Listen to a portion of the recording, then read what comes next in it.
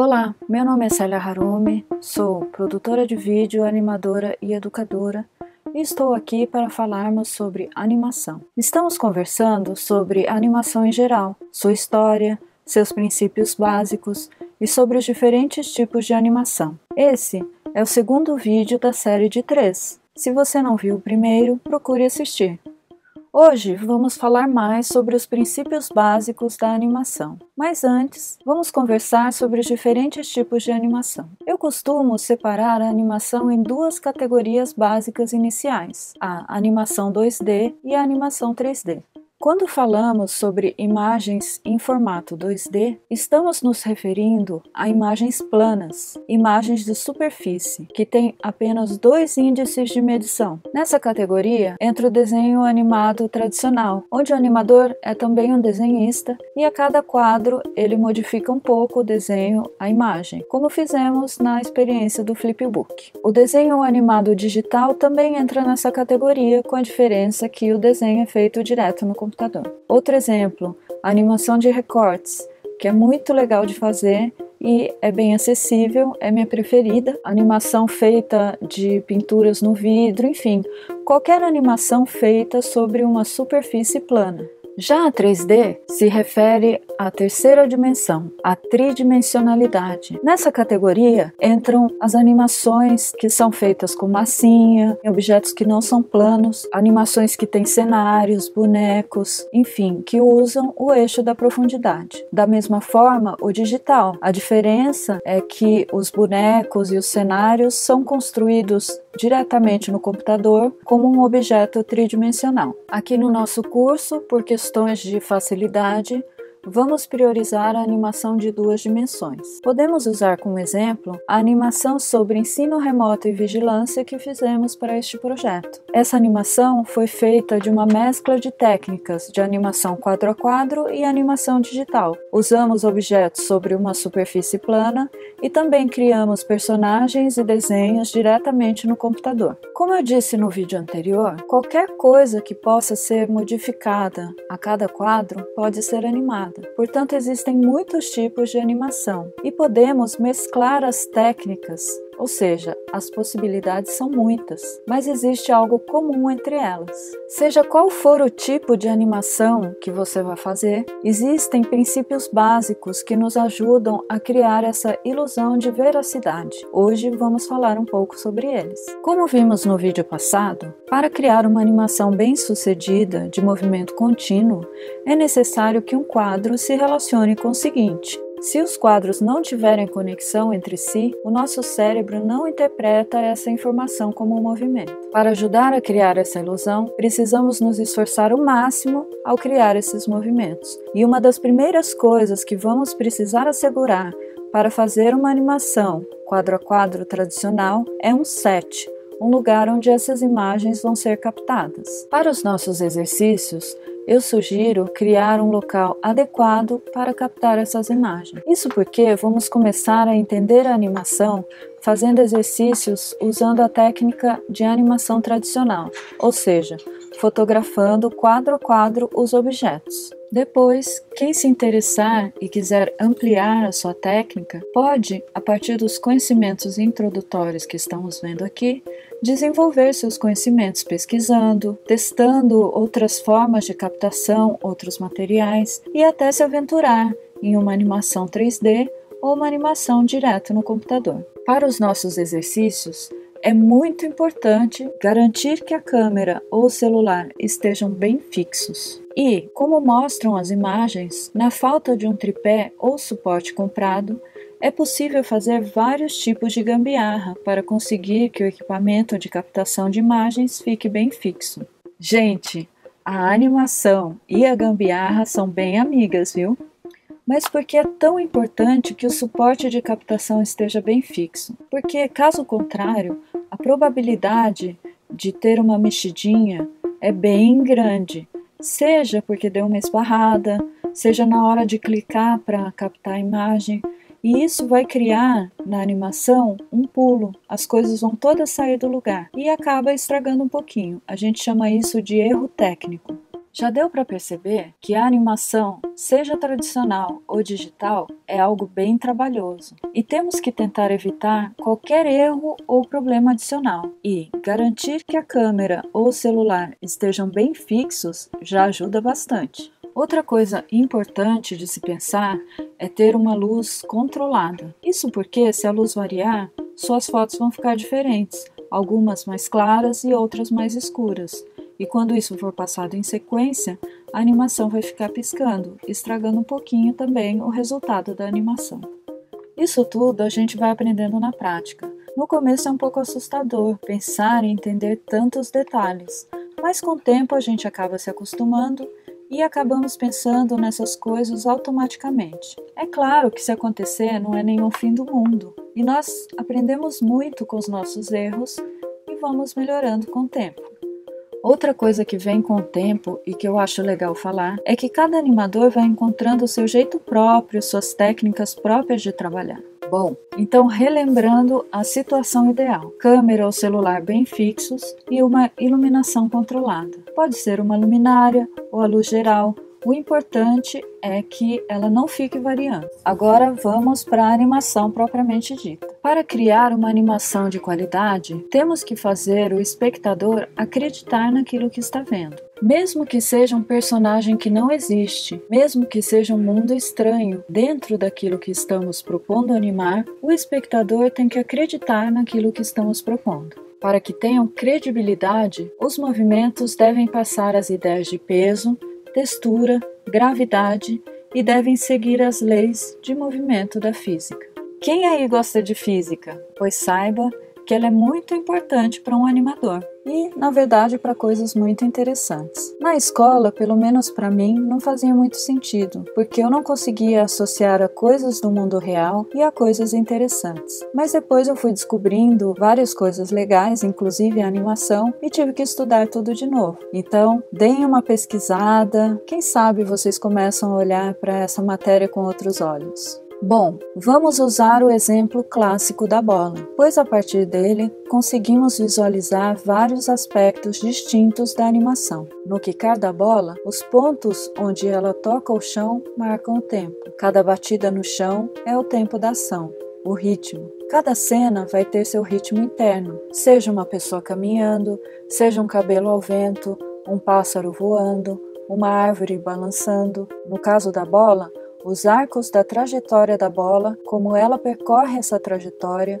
qual o uso que se faz desse espaço, nos mostram claramente a relação de tempo e espaço. E esses dois são os dois elementos básicos da animação e são o que devemos procurar aprender. Qual o tempo ideal versus os espaçamentos a cada mudança? E isso a gente faz observando o mundo real, testando, testando e testando. Recapitulando, para que um objeto pareça estar se movendo, ele precisa mudar de posição na linha do tempo. No exemplo da bola, a quantidade de mudança em cada quadro é o que vai nos dizer, nos comunicar, nos ajudar a identificar que bola é essa. Além da trajetória que ela está percorrendo, elementos como a aceleração, a desaceleração e a forma que age essa bola quando bate no chão mostram se a bola é pesada, leve, mole ou dura. Lembram da física?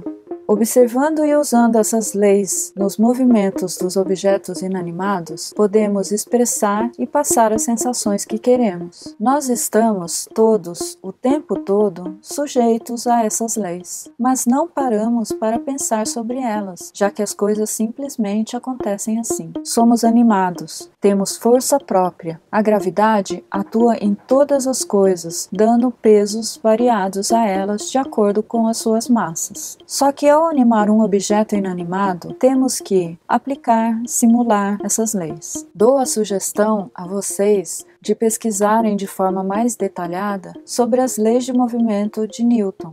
Então, voltando, o que acontece quando uma bola quica? Vamos observar. Vemos que essa bola tem um movimento em arco e que todas as vezes que ela está subindo, quase no topo do arco, ocorre uma desaceleração do movimento. Por quê?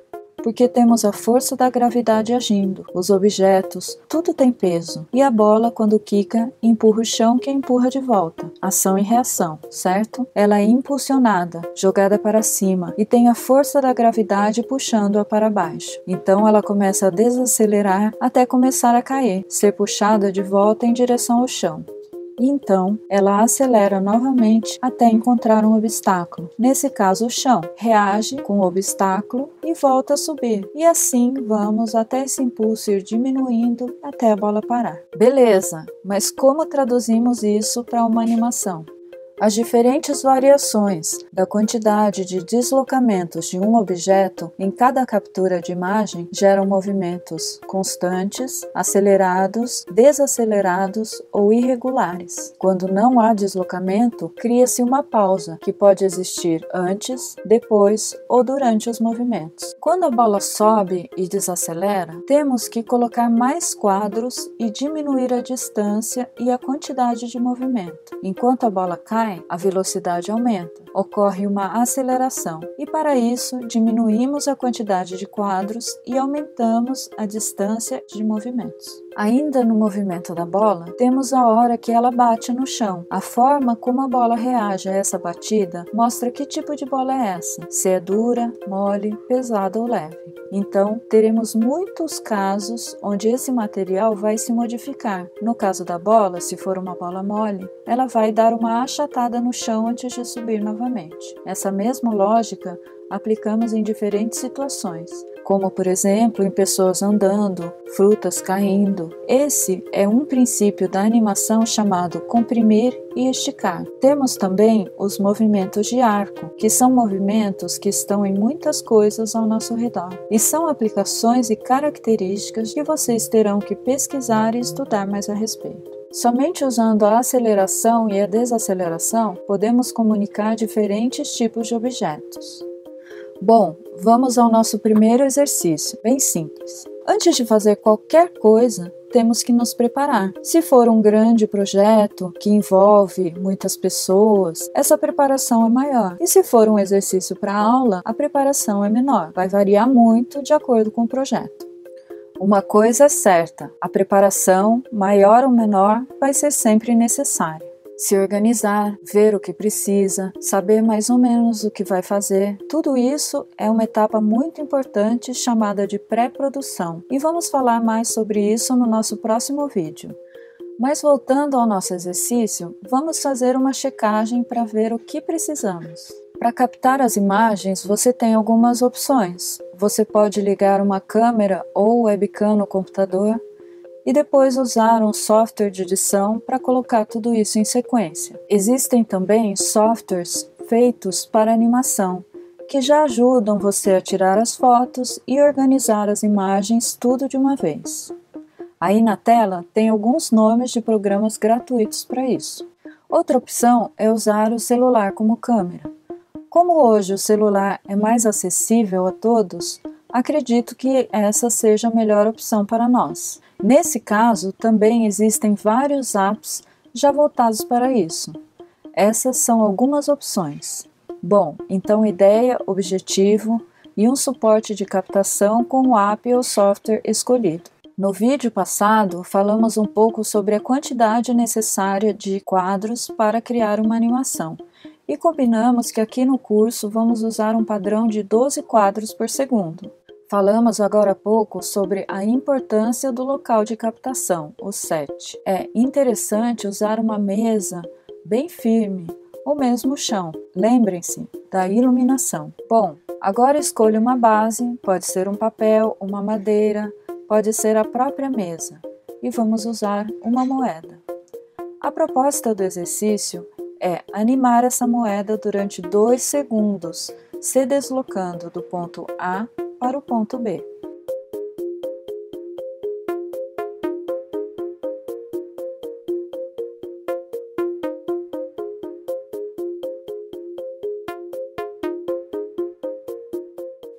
Façam vários testes. Primeiro movendo a moeda 24 vezes do ponto A ao ponto B, dividindo igualmente cada vez que vocês movem a moeda. Depois, Tente mover a moeda de forma a parecer que ela está acelerando. Como se faz isso? Vamos pensar. Quando um objeto está parado e começa a se movimentar, existe um esforço, uma força inicial que age nele para que esse movimento aconteça. A nossa moeda vai partir do zero movimento e vai acelerar. Para conseguirmos dar esta impressão, precisamos então começar devagar e aumentar a velocidade. Para isso, começamos com mais quadros e menos movimento da moeda, e depois vamos diminuindo a quantidade de quadros e aumentando o movimento, certo? Agora é testar. Faça um movimento que acelera, um movimento que desacelera, um movimento que acelera e desacelera. E depois comecem a dar uma viajada testando movimentos diferentes. Por exemplo, movimentos circulares, movimento de pêndulo, zigue-zague. Enfim, agora é hora de testar. Depois, a minha sugestão é que vocês tentem mudar de objeto. Agora eu vou deixar vocês testando e nos vemos no próximo vídeo. Até lá!